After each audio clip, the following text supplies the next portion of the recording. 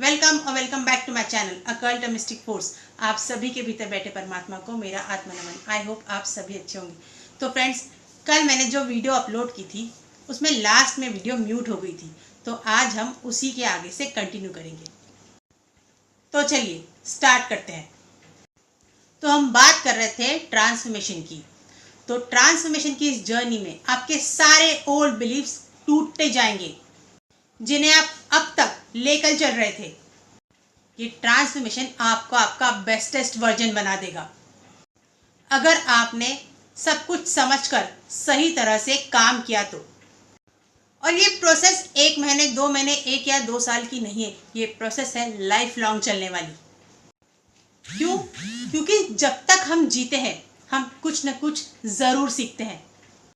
इसमें हम हर दिन कुछ नया सीखते हैं और कुछ पुराना जाने देते हैं, क्योंकि ये जर्नी है आपके सोल एक्सपांशन की, भक्त से भगवान के मिलन की।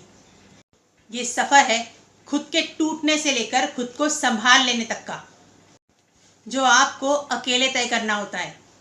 यकीन मानिए, जब आप इसे तय कर लेते हैं ना, तो भले ही आपके लिए तालियां ना बजे, भले ही आपको सराहा ना जाए, यकीन मानिए ये जीत आपके जिंदगी की सबसे यादगार और कमाल की जीत होगी। अवेकनिंग की इस प्रोसेस में जैसे जैसे आप आगे बढ़ेंगे, ठोकरें खाएंगे, सीखेंगे, सबसे पहले तो आपका थॉट प्रोसेस चेंज होने लगेगा। आपका पर्सपेक्टिव, चीज़ों को देखने का, समझने का नज़रिया पूरी तरह बदल जाएगा।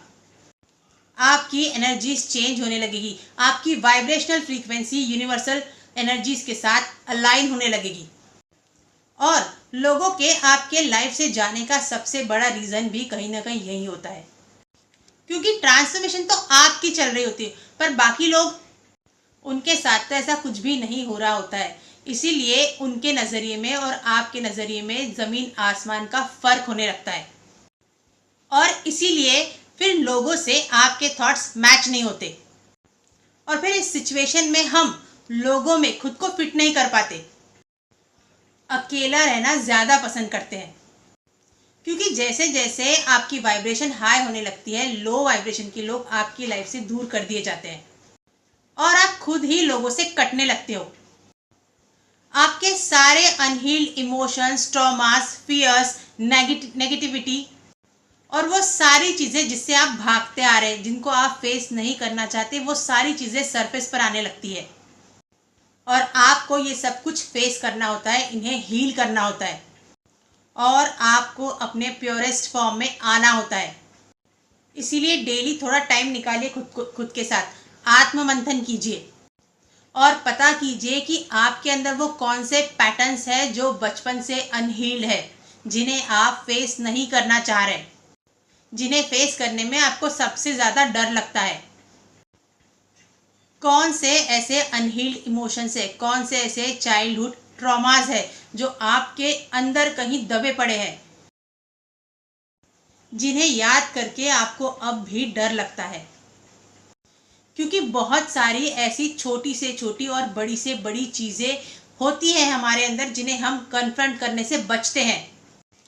और एक बात ये भी है कि इसमें से कुछ ट्रॉमास तो आपके पास लाइफ के भी हैं और कुछ इस लाइफ के, कुछ ऐसे पैटर्न्स जो ना जाने हम अपनी कितनी सारी पास्ट लाइफ से रिपीट करते आ रहे हैं और इस लाइफ में भी हम उसे अपने साथ लेकर आए हैं, जो हमें नहीं पता है।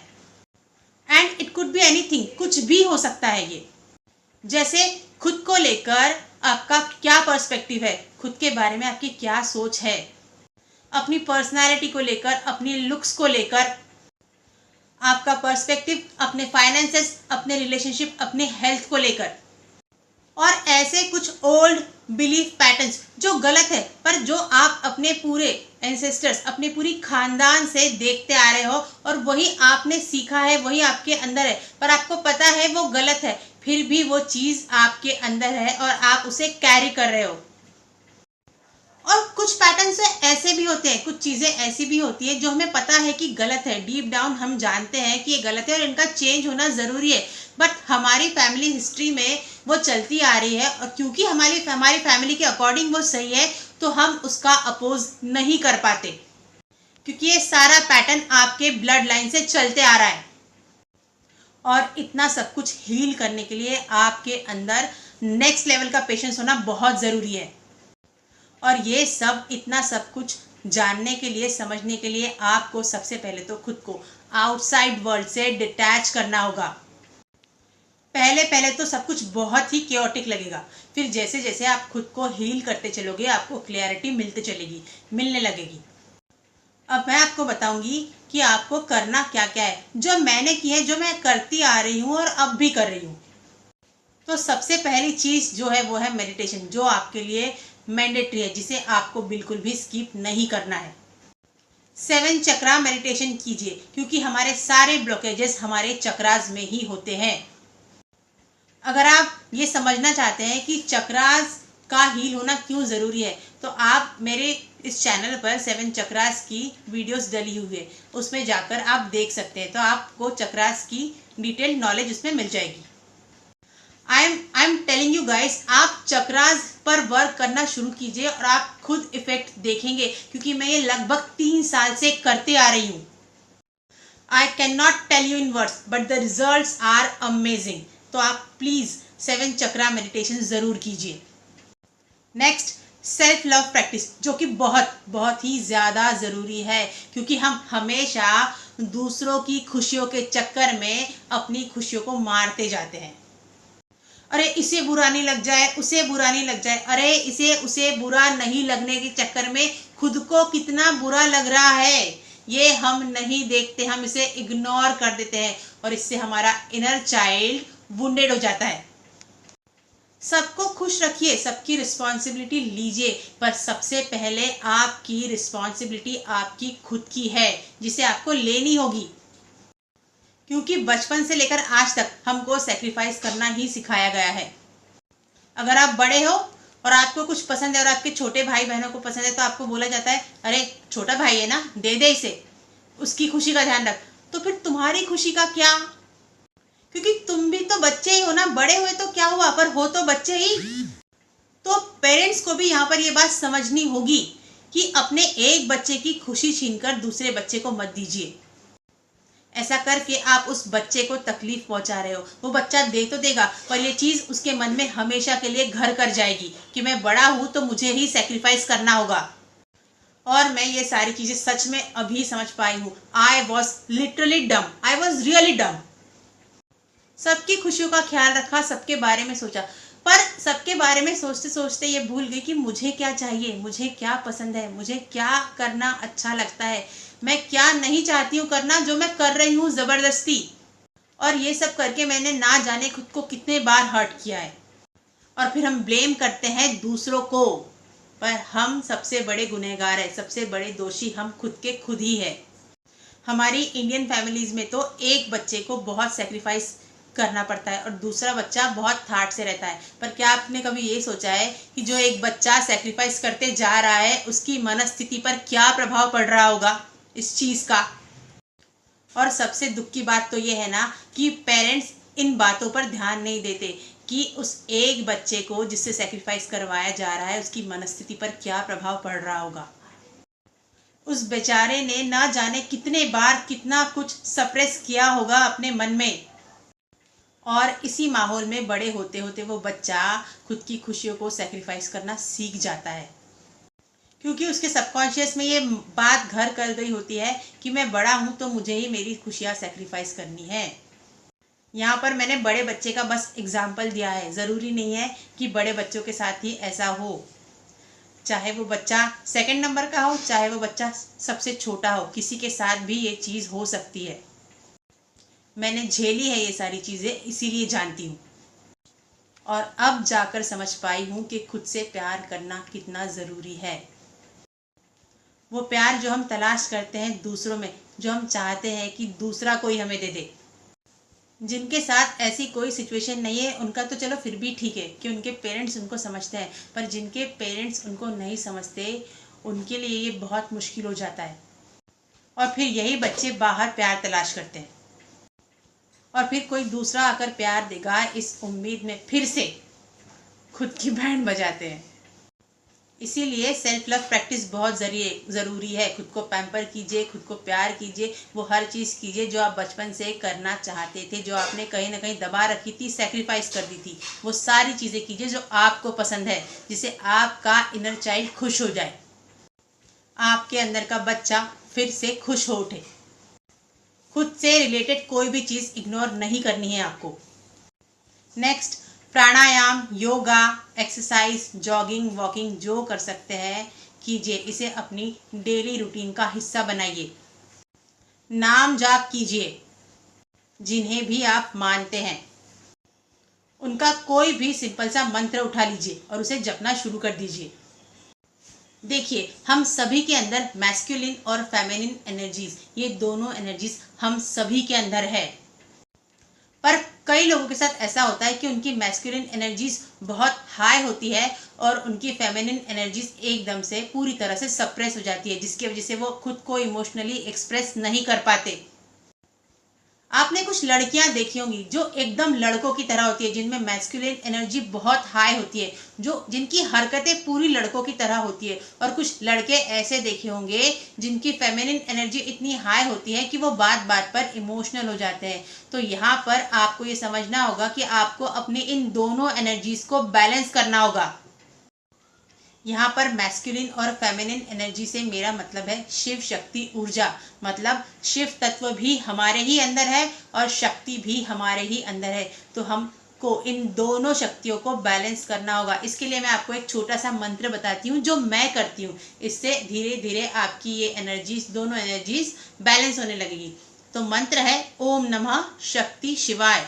इस मंत्र का जितना ज्यादा आप जाप करेंगे, आपकी ये दोनों एनर्जीज बैलेंस होने लगेगी। इसके बाद आपको फॉरगिवनेस प्रेयर करनी होगी।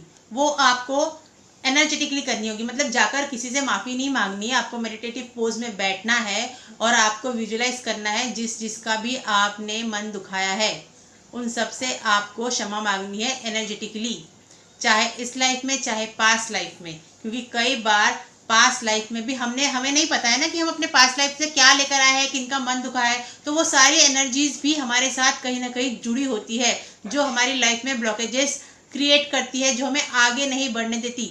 तो हमारे लाइफ के ब्लॉकेजेस हील हो जाए, इसके लिए फॉरगिवनेस प्रेयर की जाती है। तो आपको मेडिटेटिव पोज में बैठकर माफ़ी मांगनी है, ये बोलकर कि मैंने अपने जिस भी जन्म में, जिस भी रूप में मन, कर्म और वचन से जिस आत्मा का मन दुखाया है, उन सभी से मैं माफ़ी मांगता हूँ। मुझे क्षमा कीजिए और मेरे जीवन के ब्लॉकेजेस को दूर कीजिए। तो ये भी आपको अपनी डेली रूटीन में शामिल करना है।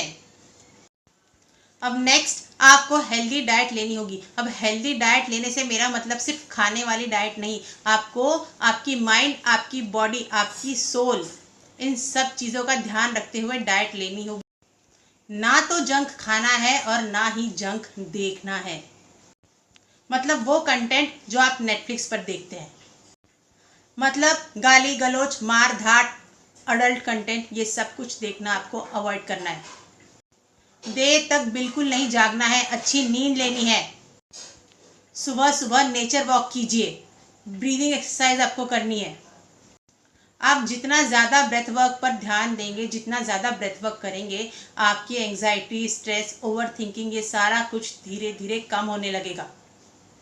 आप अंदर से बहुत ही शांत और पीसफुल महसूस करने लगेंगे। अपने मन, अपनी वाणी, अपने कर्मों से और अपने विचारों से किसी का भी मन नहीं दुखाना है।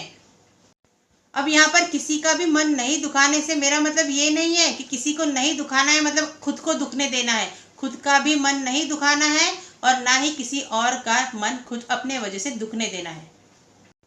अपने मन के विपरीत कोई काम नहीं करना है। अगर आपके मन में नहीं है, अगर आप कोई चीज़ नहीं करना चाहते, तो उसके लिए साफ मना कीजिए, मना करना सीखिए। चाहे किसी को बुरा लगे तब भी मना कीजिए। और ऐसा करके आप कुछ भी गलत नहीं कर रहे, क्योंकि आप अपने मन की सुन रहे हैं, मतलब आप खुद के साथ ईमानदार हो रहे हैं। अपने मन के विपरीत कोई चीज़ ना करें, चाहे वो किसी को कितनी भी बुरी क्यों ना लगे, क्योंकि हम यहाँ पर पीपल प्लीजिंग नहीं करने आए हैं। आपको यहाँ पर ऑथेंटिक लाइफ लीड करनी है। जो आपको सही लगता है वही बोलिए और वही कीजिए। देखिए, जिसे जो सोचना है आपके बारे में सोचने दीजिए, क्योंकि यहाँ पर आप सबको खुश नहीं रख सकते एक साथ। और अगर आप 100% भी देंगे ना अपना, तब भी कमी निकालने वाले आपकी कोशिशों में कमी निकाल ही लेंगे। गलत गलत ठहराने वाले आपको किसी न किसी तरह गलत ठहरा ही देंगे। तो क्यों ना हम वो करें जिससे हमारा पीस ऑफ माइंड डिस्टर्ब ना हो। और आपको भी यही करना है, अपना पीस ऑफ माइंड किसी के लिए भी डिस्टर्ब नहीं होने देना है। सत्संग, भजन, कीर्तन सुनिए, प्रेमानंद जी महाराज को सुनना शुरू कीजिए। आई गेस बहुत लोग सुनते होंगे, मैं भी सुनती हूँ। साथ साथ अपने क्रिएटिव टैलेंट्स पर वर्क कीजिए, प्रेजेंट में रहिए, जो भी कर रहे हैं उसे पूरी अवेयरनेस के साथ कीजिए। किसी की चुगली या गॉसिप ये तो बिल्कुल भी नहीं करना है, इससे आप फिर से गलत कर्मा क्रिएट करोगे। प्रेमानंद जी महाराज जी हमेशा कहते हैं, अगर कोई आपको गाली दे रहा है, आपको बातें सुना रहा है, तो उस वक्त सुन लीजिए और शांत हो जाइए। उसे पलटकर गाली मत दीजिए, क्योंकि वो आपके कर्मा ही काट रहा है। तो आपको अपने कर्मा कटवाने हैं, ना कि दूसरों की बुराई करके उनके कर्मा अपने सर लेने हैं। और ग्रैटिट्यूड प्रैक्टिस कीजिए, चाहे सिचुएशन आपके फेवर में हो या अगेंस्ट में हो, चाहे कैसी भी परिस्थिति हो, परमात्मा आपका हर चीज के लिए ग्रैटिट्यूड। मैं जानता हूँ या जानती हूँ आप जो भी कर रहे हैं वो मेरे भले के लिए ही कर रहे हैं। पर ये सिर्फ बोलने के लिए नहीं बोलना है, दिल से बोलना है कि भगवान मुझे पता है, थैंक यू, आप जो भी कर रहे हो वो मेरे अच्छे के लिए ही कर रहे हो।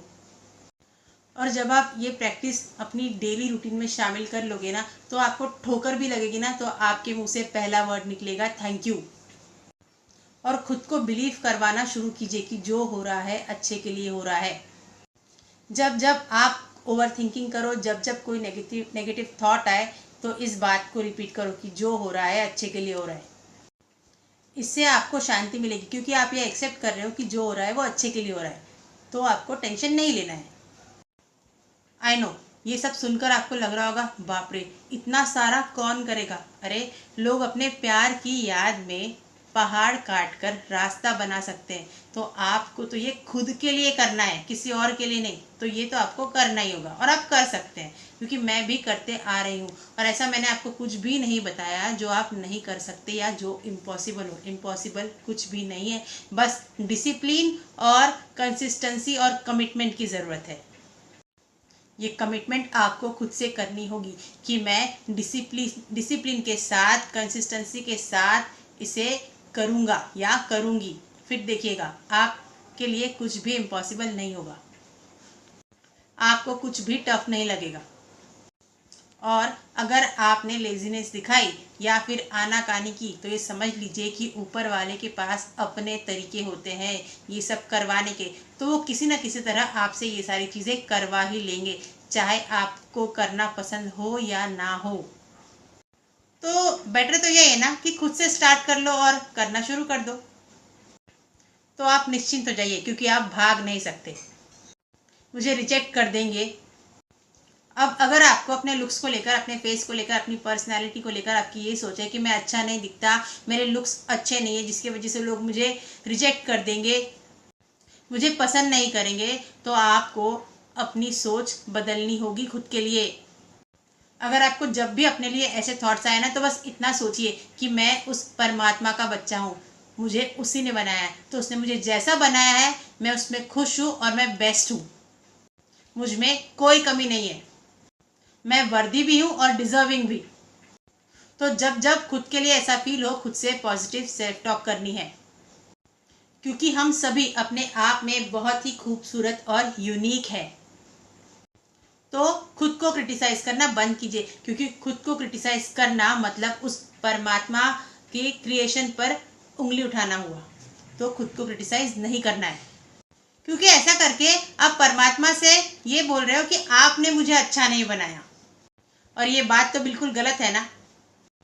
तो ना तो खुद के लिए नेगेटिव सोचना है और ना ही बोलना है, और अपना पीस ऑफ माइंड किसी भी कीमत पे किसी के लिए भी डिस्टर्ब नहीं होने देना है।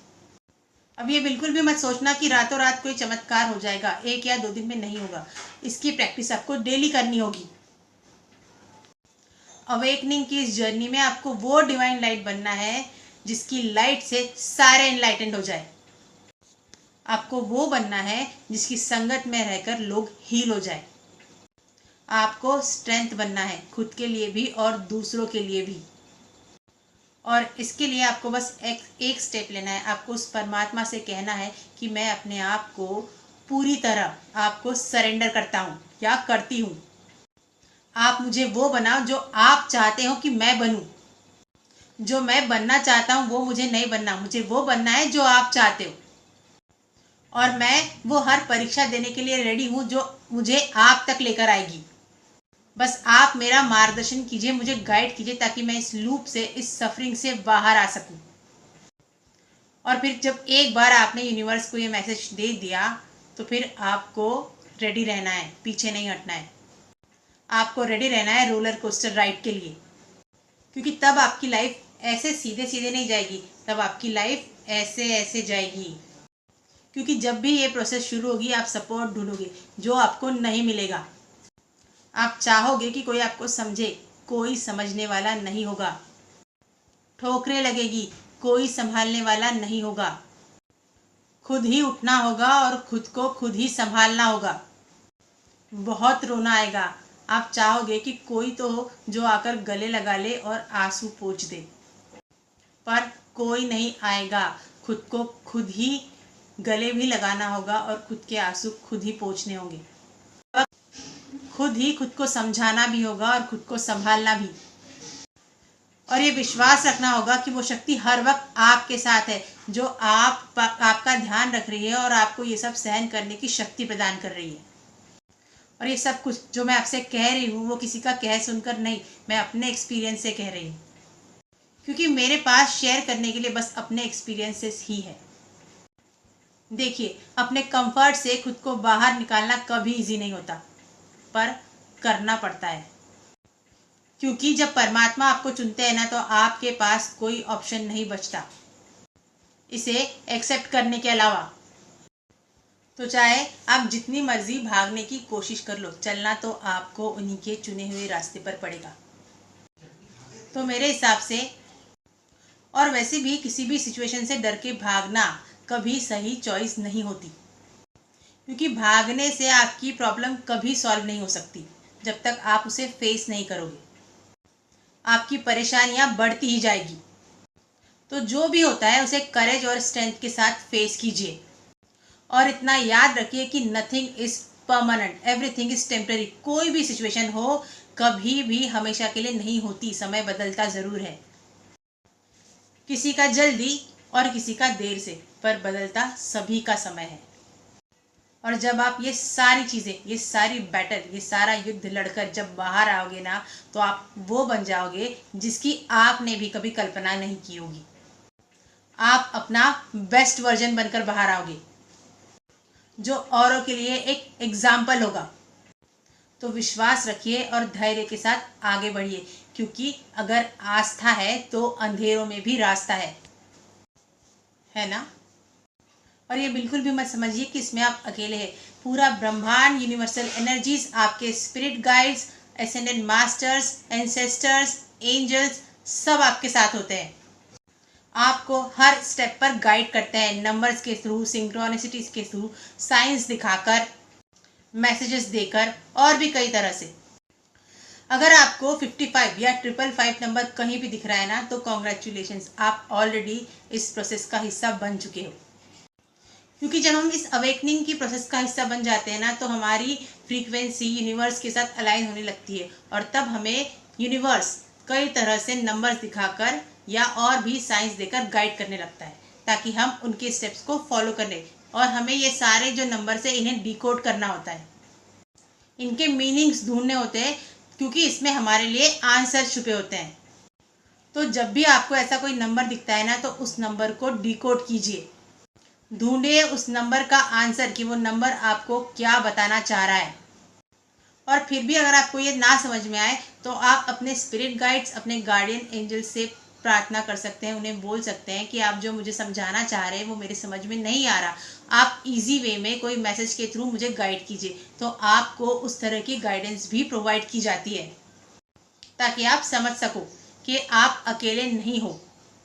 आपकी इस जर्नी में वो सब आपके साथ है और आप प्रोटेक्टेड हो। तो चलिए मिलते हैं अब अपनी नेक्स्ट वीडियो में। आई होप ये वीडियो उन सब तक पहुंचे जो इस प्रोसेस में ऑलरेडी है, जो स्टक है और कंफ्यूज है और जो अपने आंसर्स ढूंढ रहे हैं। मैं भोले बाबा से प्रार्थना करूंगी कि इस वीडियो को देखने वाले हर व्यक्ति को उसके किसी न किसी प्रश्न का उत्तर ज़रूर मिले इस वीडियो के ज़रिए। तो मिलते हैं अब अपनी नेक्स्ट वीडियो में। तो इतने प्यार और इतने पेशेंस के साथ इस इन्फॉर्मेशन को सुनने के लिए thank you so much from the bottom of my heart, with lots of love, gratitude and infinite blessings to all of you. हर हर महादेव, जय माता दी।